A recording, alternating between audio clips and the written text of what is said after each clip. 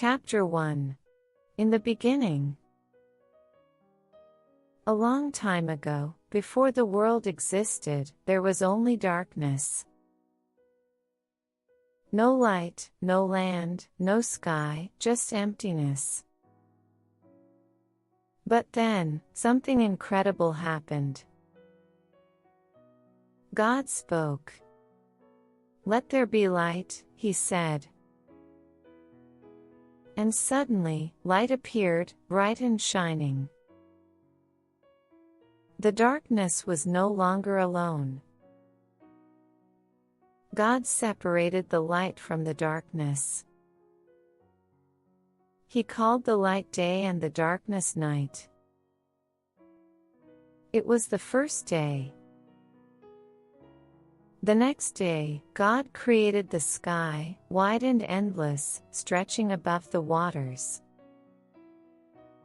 The sky was beautiful and blue. This was the second day. On the third day, God gathered the waters into seas and made dry land appear. He called the dry land earth and the waters seas. Then, he made plants of every kind, tall trees, colorful flowers, and green grass. The earth was full of life. On the fourth day, God created the sun to shine during the day and the moon and stars to glow at night. The sun was warm and bright, and the moon shone softly in the dark sky. The fifth day was special. God filled the sky with birds, eagles, doves, and sparrows. He filled the seas with fish, big and small, swimming through the deep waters. Everything was alive and moving. Then came the sixth day. God created animals to walk on the earth, lions, elephants, horses, and tiny ants. But his greatest creation was still to come. He made humans, a man and a woman, in his own image. He gave them life and blessed them, telling them to care for the world. Finally, on the seventh day, God rested. He saw everything he had made, and it was very good. The world was full of beauty and life. This was the beginning of everything. Chapter 2. A beautiful garden. After creating the world, God made a special place. It was called the Garden of Eden. This garden was beautiful and full of life. The trees were tall and strong. Their leaves were green and fresh. There were flowers of every color, filling the air with a sweet smell. Rivers flowed gently, making the land rich and healthy. The sun shone warmly, and the birds sang happily in the trees. In the middle of the garden, God placed two special trees. One was the tree of life. The other was the tree of the knowledge of good and evil. Then, God made the first man. His name was Adam.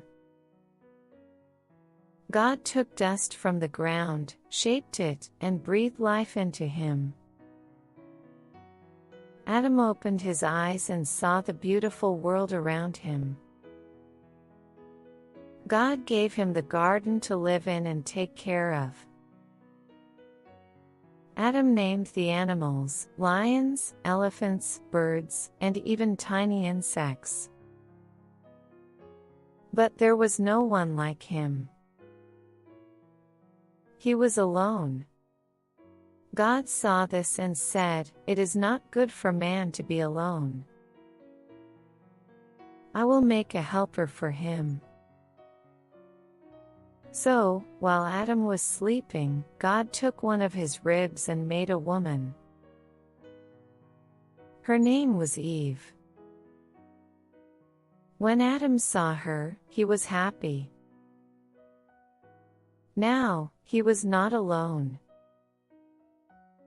God blessed them and said, "Be fruitful and increase in number. Take care of the earth and everything in it." Adam and Eve lived in the Garden of Eden, where everything was perfect. They walked with God, and they had everything they needed. But in the garden, there was also a test. A choice.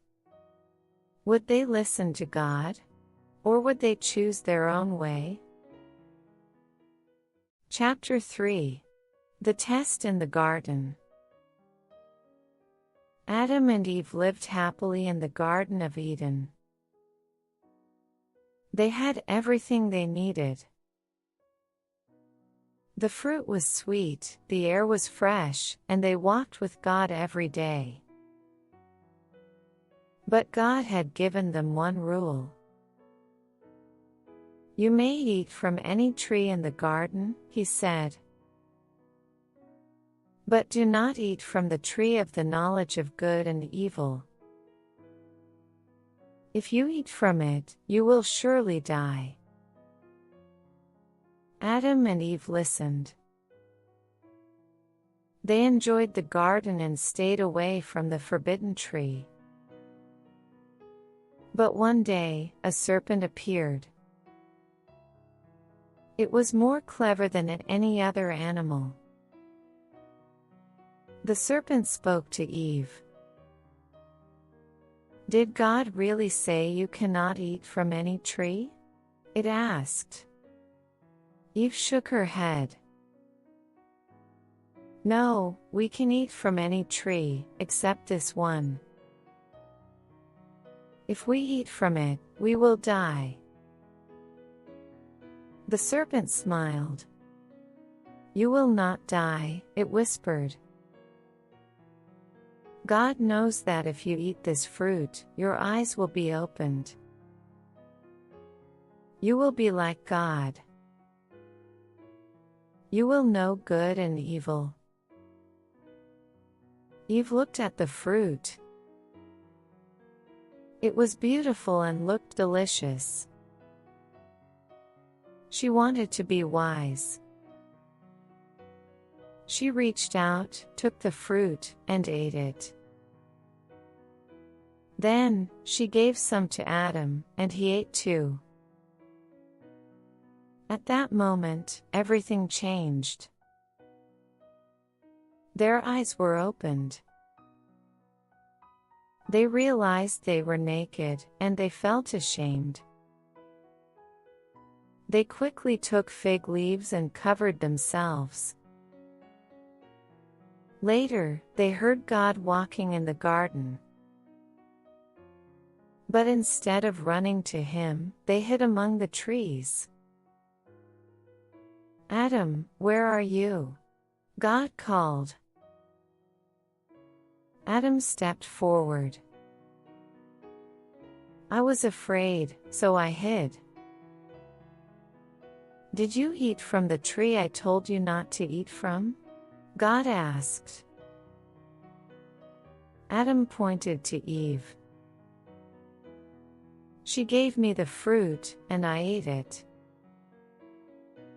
Eve pointed to the serpent. "The serpent tricked me, and I ate." God was sad. Adam and Eve had disobeyed. Because of their choice, they could no longer stay in the garden. Life would now be difficult. There would be pain and suffering. But God still loved them. Before sending them out, he made clothes for them from animal skins. Then, Adam and Eve left the Garden of Eden and entered a new, unknown world. It was the first time they were truly alone. But even then, God had a plan to bring them back. Chapter 4. A New World. Adam and Eve stepped outside the Garden of Eden for the first time. The world was different. It was not like the beautiful garden they had left behind. The ground was rough, and the sun felt hotter. The trees did not grow as easily, and the rivers were not as peaceful. Life was now difficult. Adam worked hard to grow food. He dug the earth, planted seeds, and waited for them to grow. But weeds and thorns grew too, making his work painful. Eve also had challenges.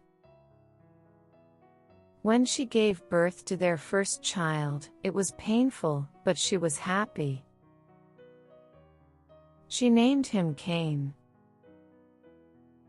Later, she had another son, Abel.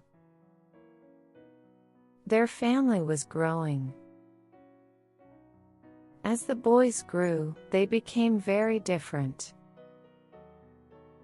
Cain worked in the fields, growing crops. Abel took care of sheep. One day, Cain and Abel brought gifts to God. Abel gave his best sheep, while Cain brought some of his crops. God was pleased with Abel's offering, but not with Cain's. Cain was angry. His heart was full of jealousy. God spoke to Cain. "Why are you angry? If you do what is right, you will be accepted.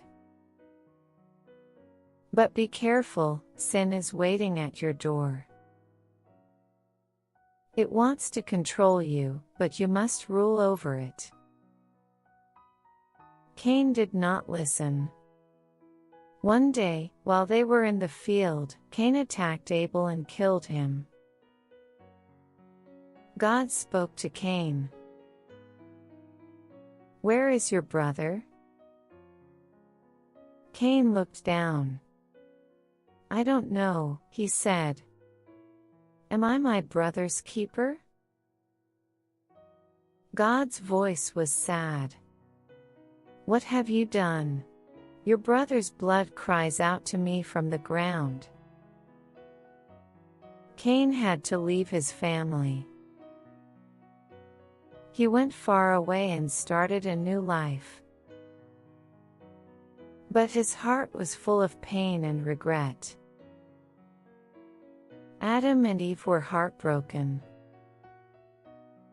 They had lost both of their sons, one was gone, and the other was dead. But God gave them another child. His name was Seth. Through him, God's promise would continue. Even though life was hard, God never left them. He had a plan for the future. Chapter 5. The world becomes evil. Many years passed, and the world was filled with more and more people. But as the world grew, so did wickedness. People became selfish, violent, and unkind. They stopped listening to God. God saw the earth and was saddened. People had turned away from him. They hurt each other and did what was wrong. Only one man still walked with God.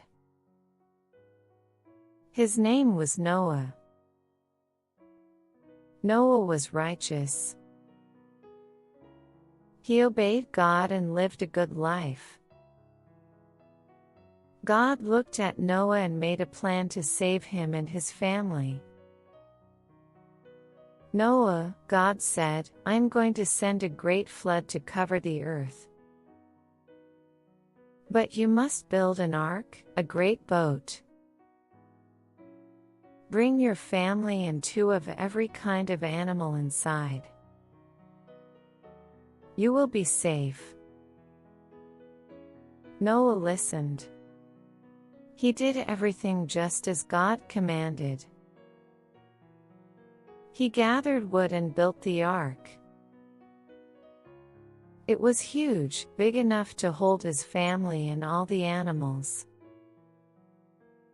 People laughed at Noah. Why are you building a boat? There is no flood. They mocked. But Noah kept working. He trusted God. Finally, the ark was ready.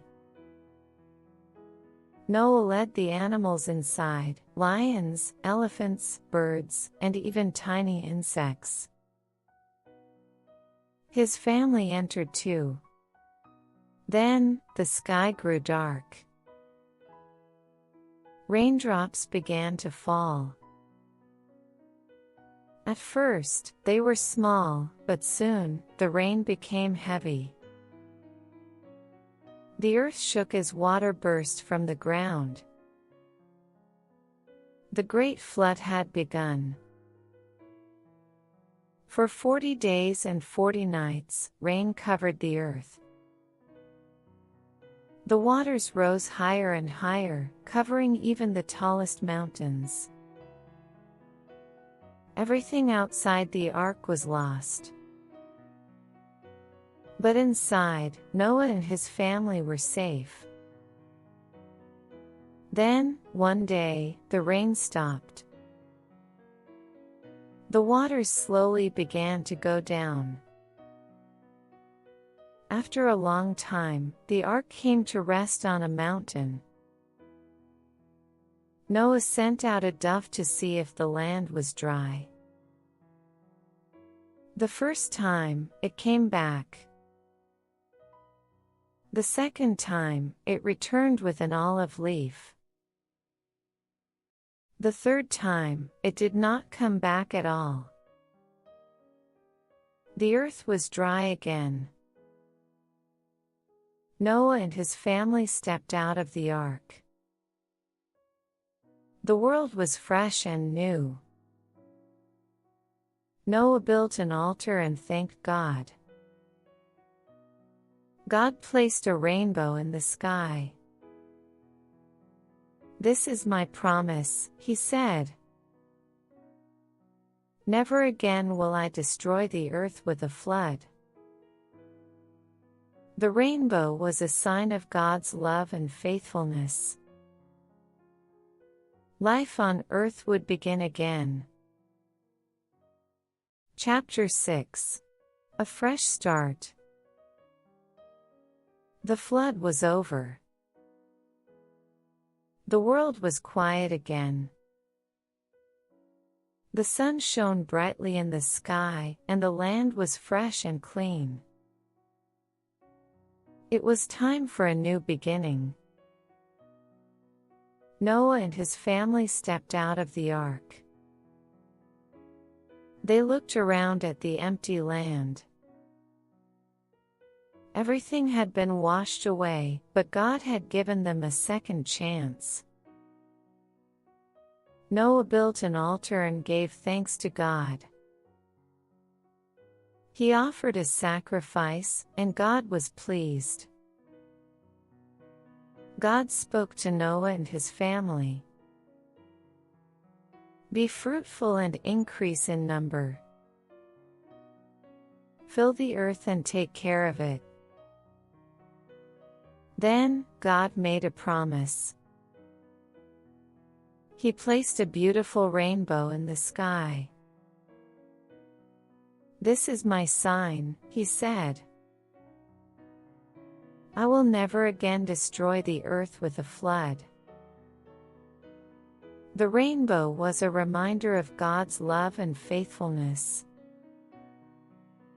Noah's sons, Shem, Ham, and Japheth, began to build their families.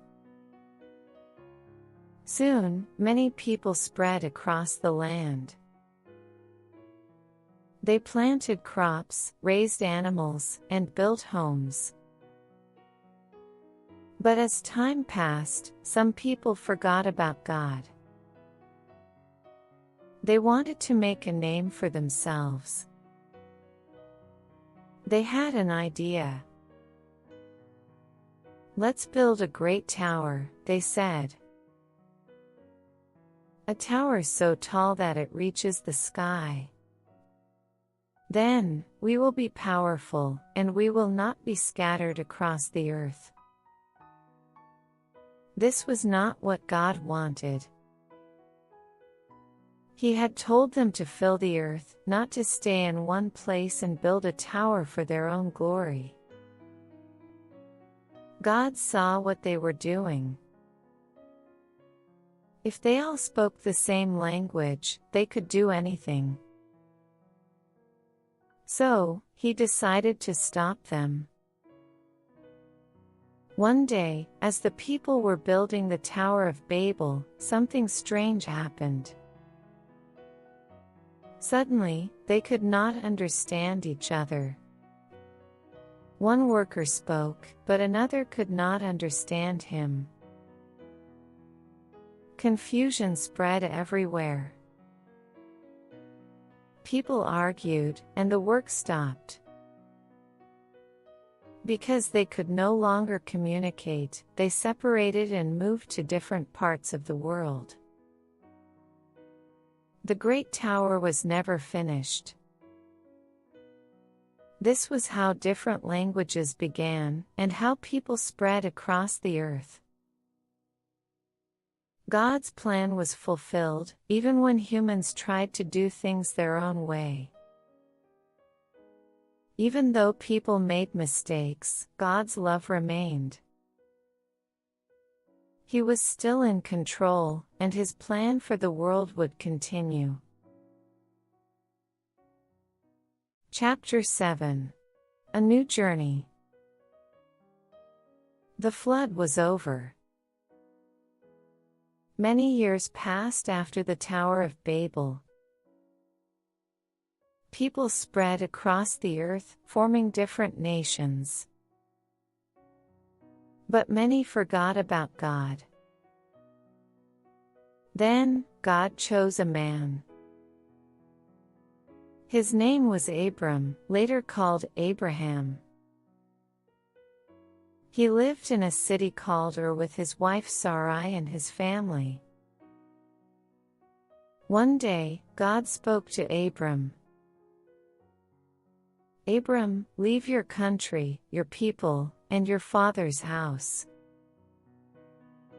Go to the land I will show you. I will make you into a great nation. I will bless you and make your name great. Through you, all the families of the earth will be blessed." Abram listened. He trusted God. Even though he did not know where he was going, he packed his things and left. He took his wife Sarai, his nephew Lot, and all their servants and animals. They traveled far, trusting in God's promise. When they arrived in Canaan, God spoke again. "This is the land I will give to your children." Abram built an altar and worshiped God. He thanked him for his promise.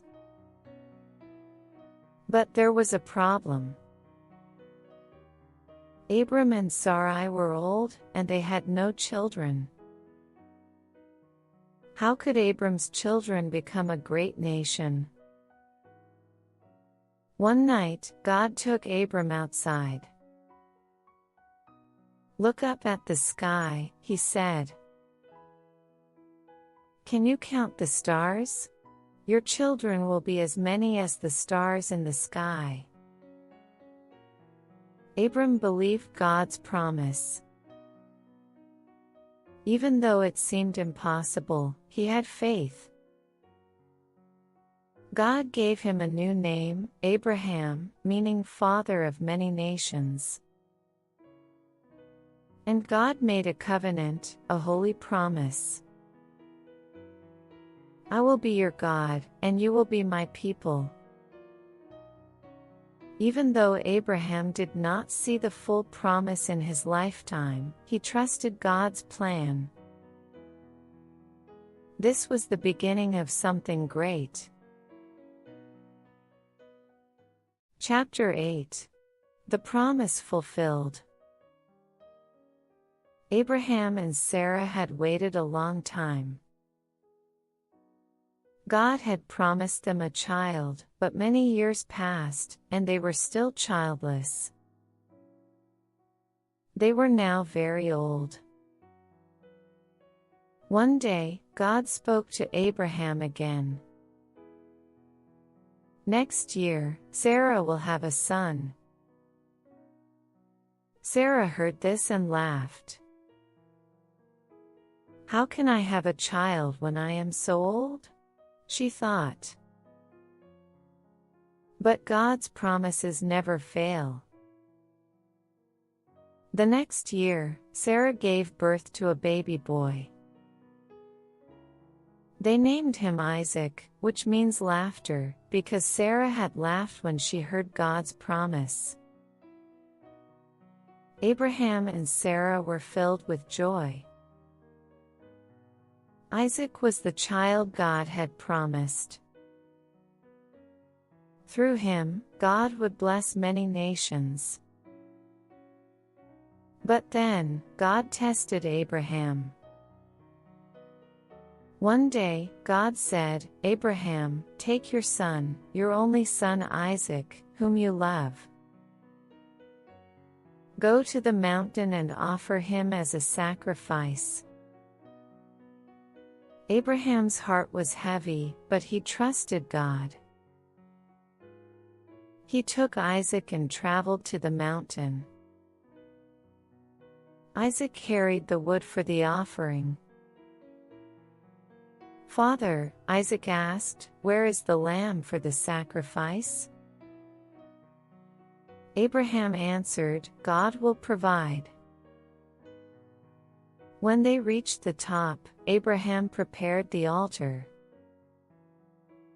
Just as he was about to sacrifice Isaac, an angel called out, "Abraham, stop! Do not harm the boy. Now I know that you trust God completely." Abraham looked up and saw a ram caught in the bushes. God had provided a sacrifice.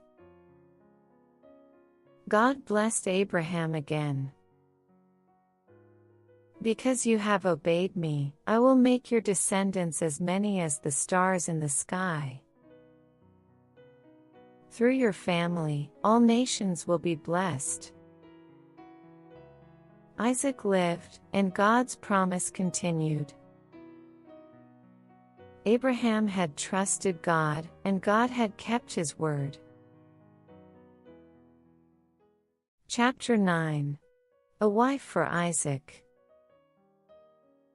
Isaac grew up to be a strong and kind man. Abraham, his father, was now very old. He wanted to find a good wife for Isaac, someone who loved God.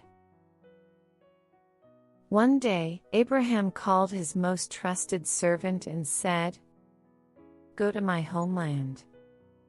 Find a wife for my son Isaac. Do not choose from the people here, but from my own family." The servant obeyed. He took 10 camels and traveled a long way to a city called Nahor. When he arrived, he stopped by a well outside the city. He prayed, "Lord, please show me the right woman for Isaac. If she gives me water and also gives water to my camels, I will know she is the one." Before he finished praying, a young woman named Rebekah came to the well. She carried a jar on her shoulder. The servant ran to her and asked, "Please, may I have some water?" Rebekah smiled and gave him a drink. Then she said, "I will also give water to your camels." The servant was amazed. This was a sign from God. He gave Rebekah gifts, gold jewelry and bracelets. Then, he asked about her family. When he learned that she was from Abraham's relatives, he knew God had answered his prayer. Rebekah ran home to tell her family. Her brother, Laban, welcomed the servant. After hearing everything, her family agreed that Rebekah could marry Isaac. The next day, Rebekah left her home. She traveled with the servant to meet Isaac. When she saw him from a distance, she covered her face with a veil. Isaac welcomed her, and they were married. He loved her very much, and together, they began their life as husband and wife. God had led them to each other. This was just the beginning of a new family that God had promised to bless. Chapter 10. 2 Brothers, 2 Paths.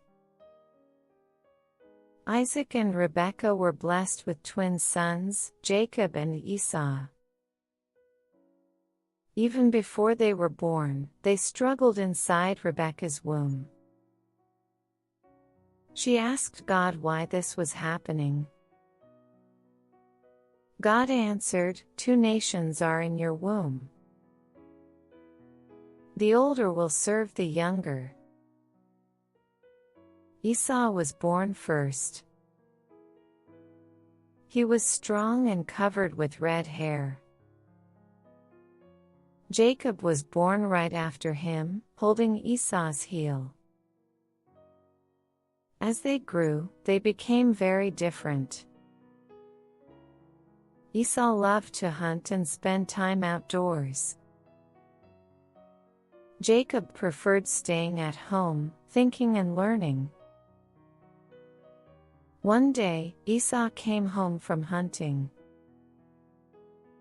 He was very hungry. Jacob had made a pot of stew. Esau said, "Give me some of that stew. I'm starving." Jacob looked at him and said, "First, sell me your birthright." A birthright was very important. It meant receiving the family's greatest blessings. But Esau was so hungry, he didn't care. "What good is my birthright if I die of hunger?" Esau said. He made a deal and ate the stew. Years later, Isaac became old and blind. He wanted to bless his firstborn, Esau. But Rebekah remembered God's words, the younger would be blessed. She told Jacob, "Go to your father. Pretend to be Esau and take the blessing." Jacob hesitated. "What if my father finds out?" Rebekah helped Jacob cover his arms with goat skin, so he would feel hairy like Esau. Then, Jacob went to Isaac. "Father, it's me, Esau," he said. Isaac touched Jacob's arms. "You sound like Jacob, but you feel like Esau." Then, Isaac gave Jacob the blessing meant for Esau. When Esau found out, he was furious. Jacob was afraid. Rebekah told him, "Run away to my brother's house. Stay there until Esau's anger is gone." Jacob left home, beginning a journey that would change his life forever. God had a plan for him.